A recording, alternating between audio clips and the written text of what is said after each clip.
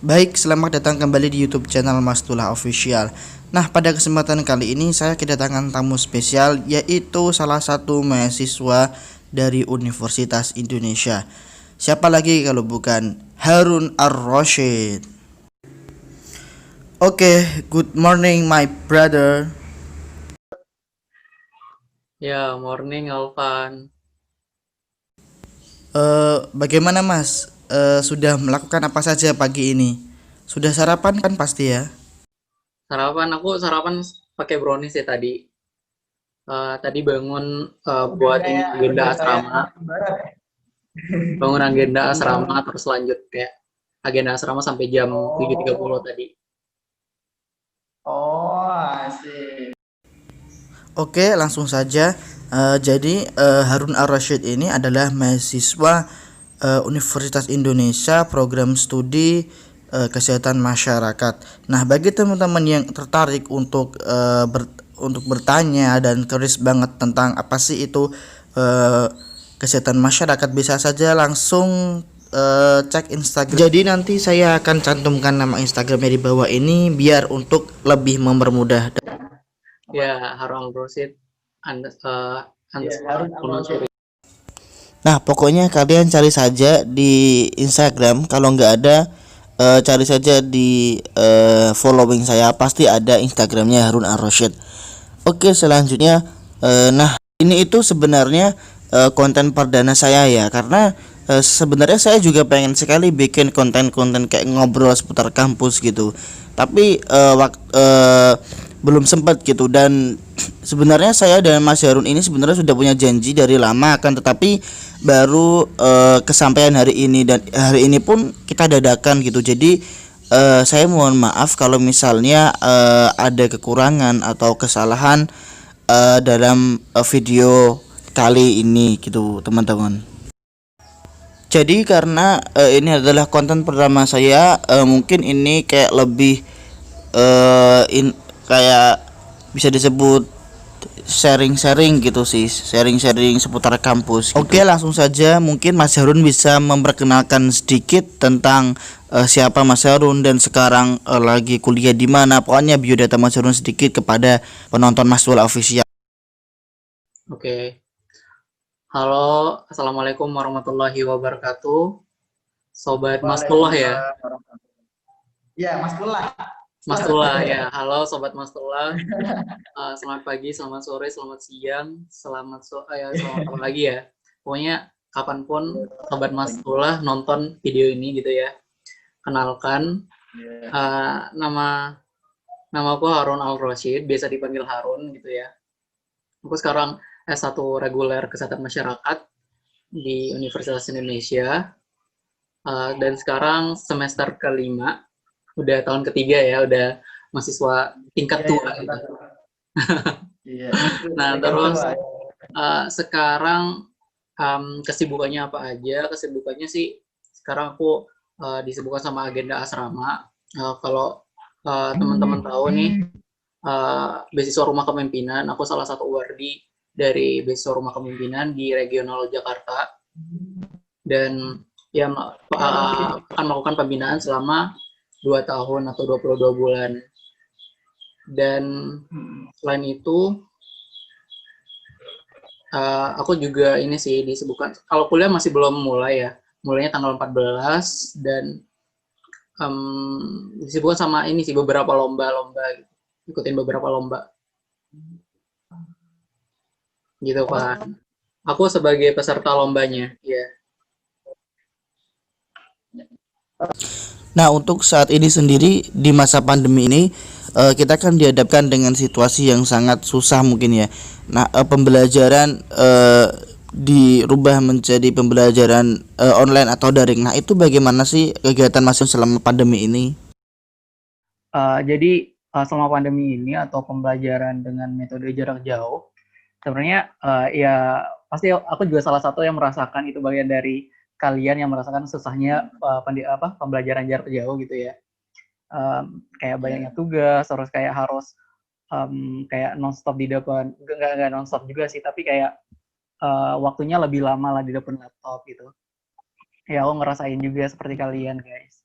dan ya kita syukuri aja ya gitu, karena kita nggak bisa nge-tackle ini semua kan.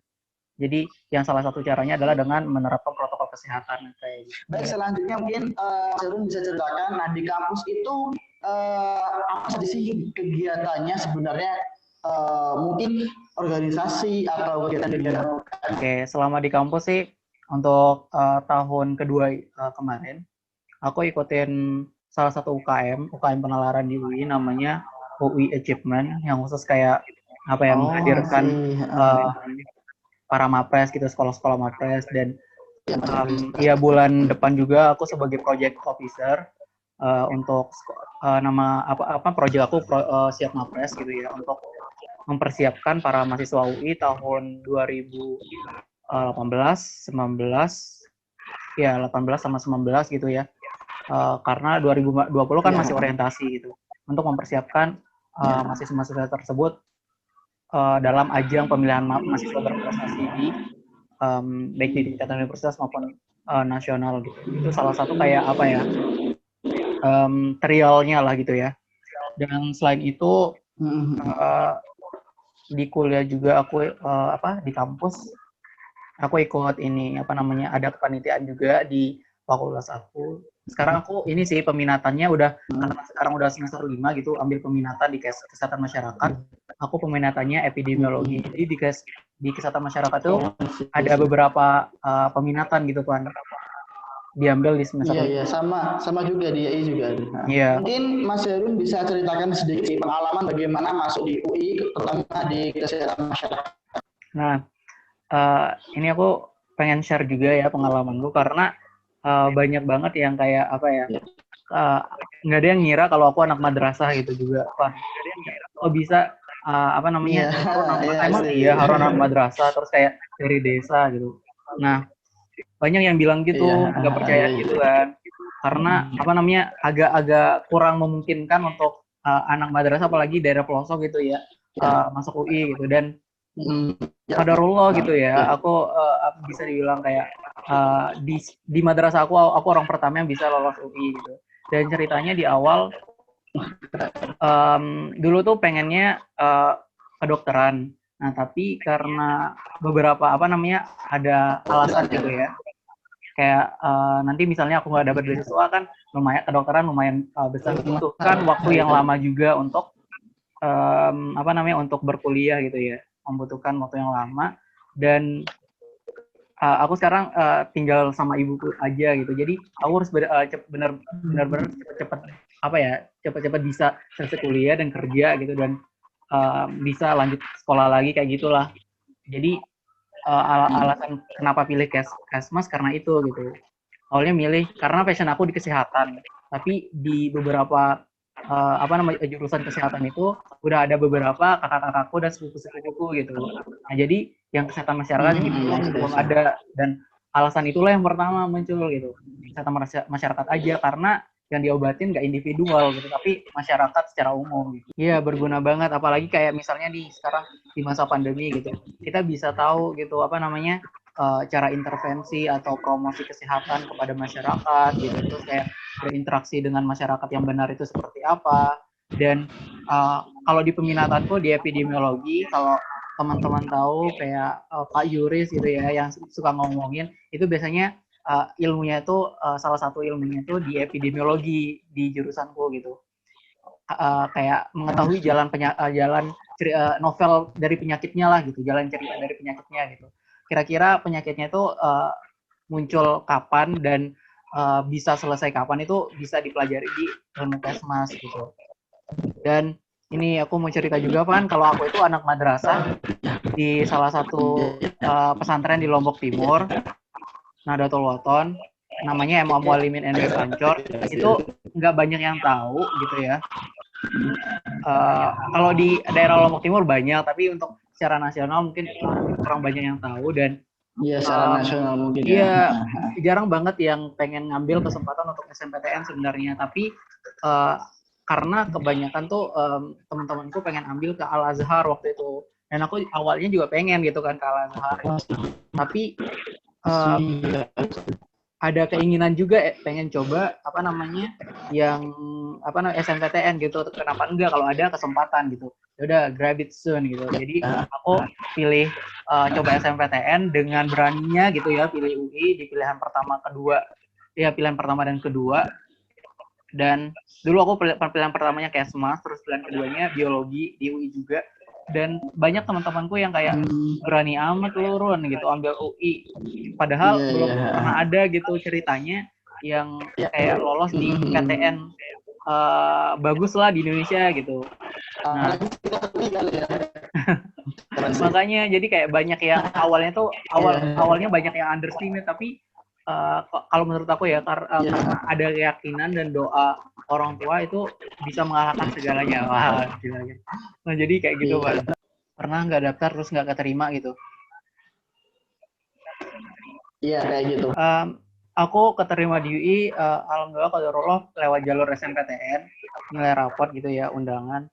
Dan sebenarnya aku udah dari sebelumnya itu aku persiapan SBM juga gitu. Aku kayak beli, kalau sekarang tuh ada platform online gitu kan. Dulu aku sering beli kelasnya untuk belajar SBMPTN gitu. Misalnya kayak Zenius ya gitu. Aku beli gitu, aku nabung untuk beli course-nya untuk selama beberapa bulan.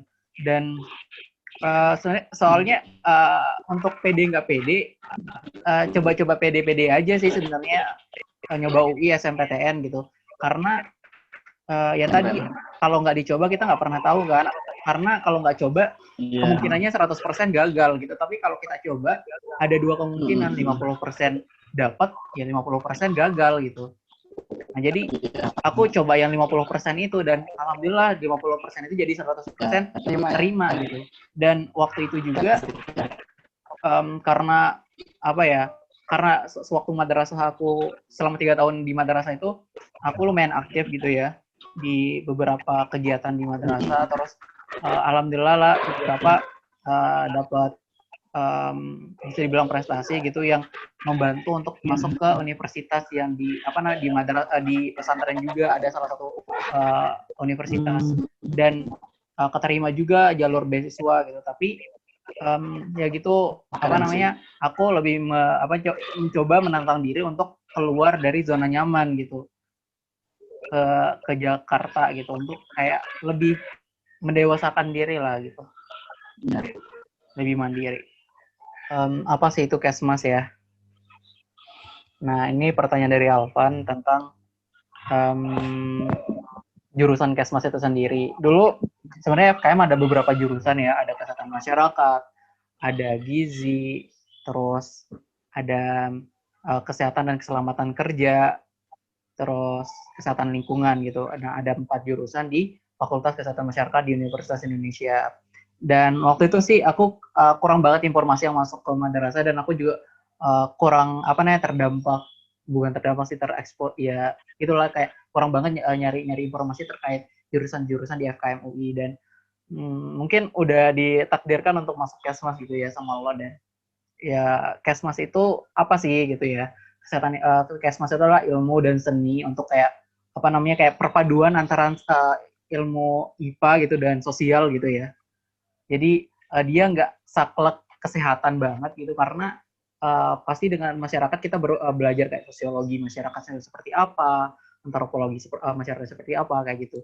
Jadi Kesmas itu kayak ilmu dan seni untuk mencegah orang sakit gitu ya. Nah, kalau dokter kan biasanya Kesmas itu dokter ya gitu.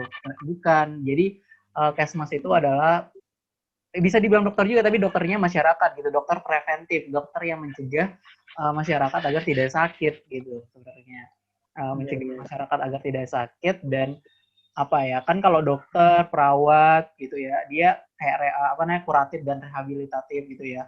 Nah, tapi kalau kesehatan masyarakat itu fokus kepada preventif atau pencegahan dan promotif, atau mempromosikan gitu ya kesehatan kepada masyarakat gitu. Terus apa aja yang dipelajari di Kesmas? Ya, pelajaran di Kesmas itu kalau di semester awal masih belajar sama semua semua jurusan gitu ya, semua fakultas, rumpun ilmu kesehatan. ya ada kedokteran, belajar sama anak FK, FKG, kedokteran gigi, FIK, ilmu keperawatan, terus farmasi, terus apa lagi ya? Ya itu. Pokoknya di awal belajar kayak ilmu biomedik dasar, kayak gitu, dasar-dasar masih awal. Dan terus ada pokoknya di kesehatan masyarakat itu mempelajari kayak basic-basic untuk kesehatan masyarakat sebelum ke peminatan. Kayak yang sekarang kan kalau di Kesmas seperti yang aku ceritain tadi, ada beberapa peminatan, ada peminatan biostatistik, manajemen manajemen informasi kesehatan, terus yang aku ambil epidemiologi yang kayak tentang jalan penyakitnya gimana, pokoknya terkait penyakit itu kayak gimana sih karakteristiknya, simptom, kalau simptom orang bakal kena virus ini, simptom atau tanda-tandanya seperti apa gitu, gejala-gejalanya seperti apa kayak gitu. Terus ada promosi kesehatan juga, ada analisis kebijakan kesehatan gitu. Dan masih banyak lagi sih yang dipelajarin dari Kesmas. Jadi kalau Kesmas itu bisa masuk ke semua lini gitu. Semua lini kayak pekerjaan bisa dibilang seperti itu, karena di Kesmas nanti kalian bisa masuk ke rumah sakit, terus kalian bisa kerja di kementerian kesehatan gitu ya.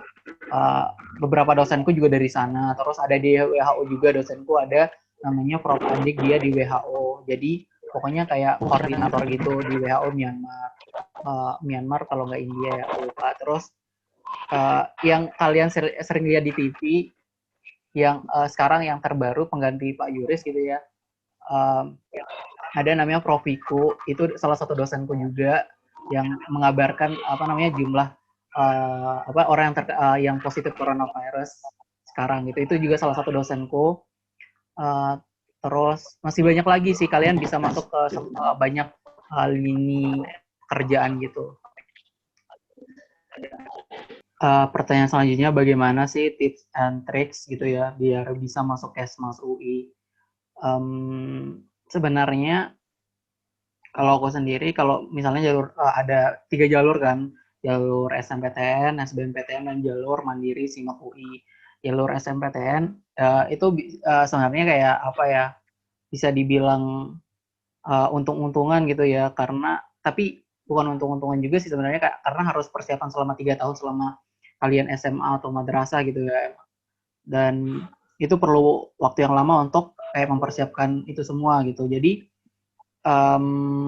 kalau yang pengen SNMPTN nanya nanti di Kesmas gitu, kamu bagus-bagusin aja nilainya, dioptimalin gitu selama di SMA, terkait kayak mata pelajaran yang lebih ke kesehatan kayak IPA, terus apalagi ya kayak bahasa Inggris, biologi gitu ya, IPA, kimia, fisika, itu dibagusin aja. Dan sebenarnya yang dilihat kan matkul UN ya, tapi kalau sekarang nggak ada UN, jadi yang dipersiapkan mungkin yang terkait yang kayak yang menjurus sama kesehatan gitu, kayak biologi, kimia, fisika kayak gitu. Bahasa Inggris juga dipersiapkan karena kebanyakan buku-buku bacanya juga ada yang bahasa Inggris gitu. Dan kadang ada dosen juga yang ngajar pakai bahasa Inggris juga gitu. Terus kalau yang jalur SBMPTN, ya aku yakin ini tergantung usaha dari kalian sebenarnya, jalur SBMPTN sama SIMAK-nya. Jadi tergantung kalian seberapa siap kalian mempersiapkan tes itu semua gitu. Jika kalian mempersiapkan dengan matang gitu jauh-jauh hari gitu, misalnya nih tahun depan kalian mau coba SNMPTN, kalian persiapkan dari sekarang gitu, karena hasil usaha yang kalian dapat itu hasilnya nggak akan mengkhianati gitu. Jadi sebanding dengan usaha kamu sama doa-doa kamu gitu. Tapi kalau sejak saat ini kamu malas-malesan, tapi di luar sana masih banyak teman-teman kamu yang kayak kerja keras untuk bisa masuk Kesmas gitu. Jadi kan kamu tertinggal jauh gitu sama mereka yang berusaha keras, ikhtiar gitu. Nah jadi kita butuh usaha gitu, kita butuh effort, give your best effort untuk bisa masuk kayak universitas terbaik yang kalian inginkan gitu. Terus sama ini sih sering-sering lihat YouTube apa kayak persiapan SIMAK UI, SBMPTN, terus kayak uh, kan sekarang ada platform belajar online gratis ya kayak Zenius. Kalau nggak salah masih gratis gitu. Nah, kalian bisa manfaatin itu semua. Dulu itu kan belum gratis ya. Jadi harus kayak nabung lama gitu baru bisa beli gitu. Dan sekarang udah kalian disediain dengan apa ya kayak mudah gitu loh. Apalagi saat pandemi gitu kalian masih dikasih kuota gratis juga, terus ada platform online yang gratis juga gitu. Jadi ya kasih performa terbaik kalian gitu. Terus ya yang penting doa juga gitu, doa orang tua, doa para guru dan teman-teman gitu. Karena kita nggak tahu doa siapa yang bakal dikabulkan gitu. Dan ya bagusin usaha, niat sama doa kalian gitu. Terus apa lagi ada tadi? Ya kalau kalian mau tanya-tanya juga boleh nanti DM aku aja di Instagram atau boleh tanya lewat Alfa nanti pertanyaannya ke aku juga nggak apa-apa. Terus pertanyaan berikutnya tadi, dan bagaimana cara membuat paper yang baik. Ini paper dalam rangka apa nih, Van? Publikasi jurnal atau paper lomba-lomba gitu. Nah, cara membuat paper yang baik, ini tergantung kamu tujuan papernya apa gitu ya. Aku biasa bikin paper untuk conference, terus nggak biasa juga sih masih belajar konferensi, terus untuk lomba-lomba kayak lomba karya tulis ilmiah kayak gitu.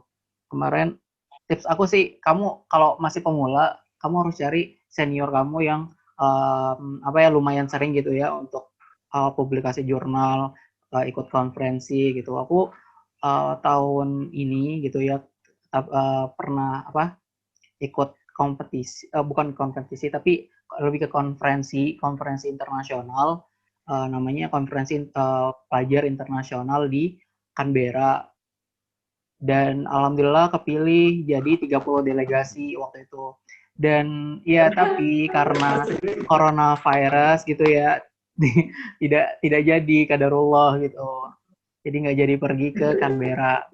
Nah, tapi itu untungnya kalian kalau kayak bikin paper kayak gitu, kalian maksimalin aja selama kuliah gitu, ikut paper, lomba dan sebagainya.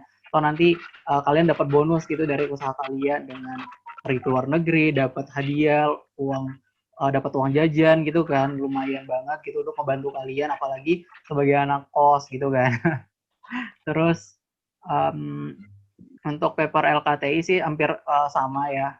Kalau tadi kan tipsnya aku kalau pemula banget cari senior kamu yang benar-benar pengalaman gitu atau yang pernah pengalaman bikin paper juga.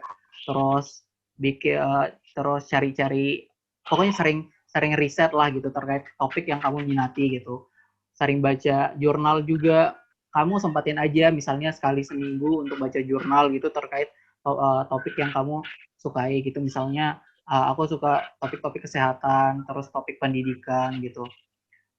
Kemarin paper aku lolos juga di konferensi nasional di Bandung, tapi virtual juga. Aku bikinnya, bikin kayak riset tentang pendidikan, topiknya pendidikan. Aku lolos di chamber pendidikan, terus ya education quality, dan aku idenya itu tentang ini penggunaan bahasa bilingual, tapi bilingualnya biasa kan Indonesia Inggris gitu ya, English. Dan tapi yang aku pakai di sini tuh penggunaan bahasa bilingual Indonesia daerah sebagai apa ya, kayak pengajaran pengantar untuk anak-anak daerah pelosok gitu, untuk belajar bahasa Indonesia yang baik dan benar untuk meningkatkan minat baca anak-anak di daerah pelosok seperti itu. Pokoknya sering-sering baca aja sebenarnya. Kalau kamu sering baca apa ya vocabulary kata-kata kamu juga semakin bagus, terus pengetahuan kamu terkait topik yang kamu inginkan juga semakin banyak, dan wawasan kamu juga lebih luas gitu. Terus sama sering diskusi juga untuk brainstorming gitu, brainstorming ide. Karena kalau brainstorming ide kadang kita stuck di dalam pikiran aja gitu ya. Sama kayak udah kayak mumet sendiri gitu. Makanya penting banget ada partner kalian untuk brainstorming ide kalian, ini ide-ide saya udah bagus nggak sih gitu, menurut kamu gimana, tanggapan kamu seperti apa gitu. Dan ini kalau kalian ada ide jangan lupa dicatat gitu di notebook kalian, karena itu penting banget kalau kalian nanti misalnya mau ikutkan konferensi, lomba, dan esai mungkin ya, itu penting banget nanti kalian nggak susah-susah nyari idenya karena kalian udah ada ide yang ditulis di notebook gitu. Jadi aku ada apa namanya notebook sendiri gitu untuk kayak khusus ide-ide aku gitu yang muncul di kepala tiba-tiba tulis aja di notebook, nggak tahu kapan dipakai gitu. Yang penting ada ide gitu. Jadi misalnya kalau ada lomba tentang pendidikan pakai yang ini, tentang kesehatan pakai yang ini gitu. Jadi kalian eksplor diri kalian aja selama kuliah gitu. Kalian lebih dominan di mana, di organisasi juga boleh, di kayak akademik juga boleh. Pokoknya tapi menurut aku harus apa ya? Harus balance, dan mungkin di antara balance itu ada sisi dominan kamu gitu. Misalnya kalau aku meskipun aku lomba-lomba, aku tetap ikut organisasi juga gitu, untuk karena perlu banget untuk skill leadership kita untuk ikut organisasi gitu.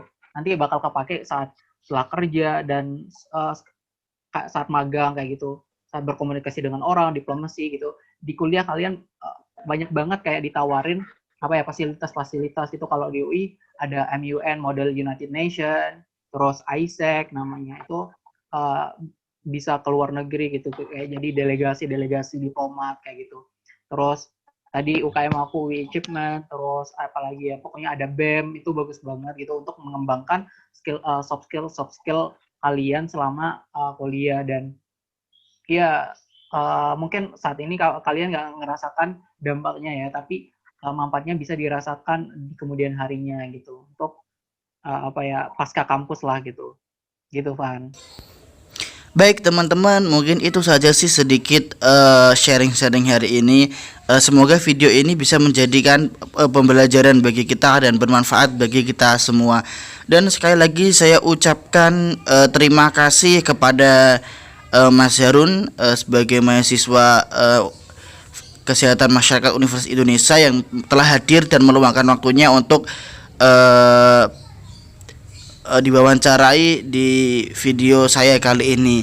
Dan intinya sih semoga video ini bermanfaat, dan bagi teman-teman yang tertarik untuk masuk UI tapi masih bingung bagaimana sih caranya, kemudian tips dan triksnya, kalian bisa tonton video ini. Kalian bisa atau kalau kalian punya pertanyaan bisa langsung ke Instagramnya Mas Harun. Terima kasih Mas Harun, terima kasih banyak atas waktunya, dan sampai jumpa di Mastullah Official.